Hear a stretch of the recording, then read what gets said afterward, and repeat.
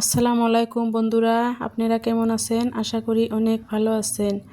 আজকে আরও একটা রেসিপি নিয়ে আপনাদের সামনে আসলাম। MS কুকিংয়ে আপনারা দেখতে থাকেন। মাছের রেসিপি নিয়ে আসলাম।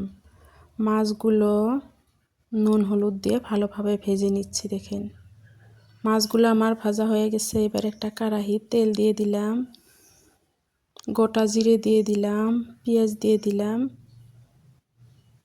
ভালোভাবে ভেজে নিচ্ছি। দেখেন, এবার রসুন বাটা দিয়ে দিলাম,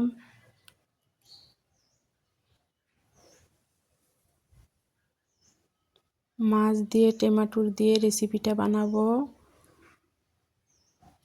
খুব ঘরোয়াভাবে আমি রেসিপিটা বানাবো। এবার পরিমাণ মতো লবণ দিয়ে দিলাম, হলুদের গুঁড়া দিয়ে দিলাম, লঙ্কার গুঁড়া দিয়ে দিলাম ঝাল মতো। এবার এগুলা ভালোভাবে ভেজে নিয়ে আমি টমেটোর দিয়ে দিব। এবার টমেটোরও দিয়ে দিলাম, ভালোভাবে কষায় নিব। আশা করি আপনাদের ভিডিওটা ভালো লাগবে। যদি ভালো লাগে লাইক কমেন্ট শেয়ার করেন, সাবস্ক্রাইব করে দিয়ে নতুন বন্ধু হয়েন। দেখেন, এবার কাঁচা জিরা বাটাটা আমি দিয়ে দিলাম। এইভাবে এই মাছের রেসিপিটা বানাতে হয়।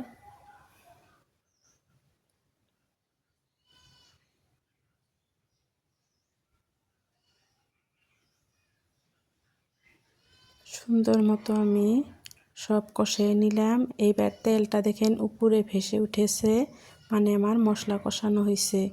এইবার আমি ঝোলের পানি দিয়ে দিলাম।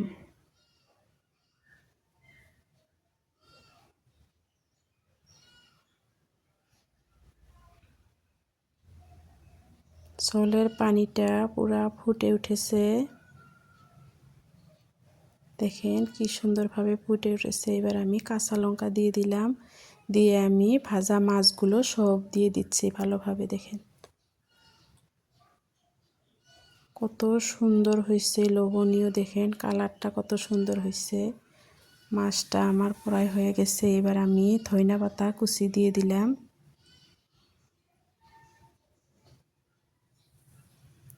এই রেসিপিটা কিন্তু ধনে পাতা দিতেই হবে।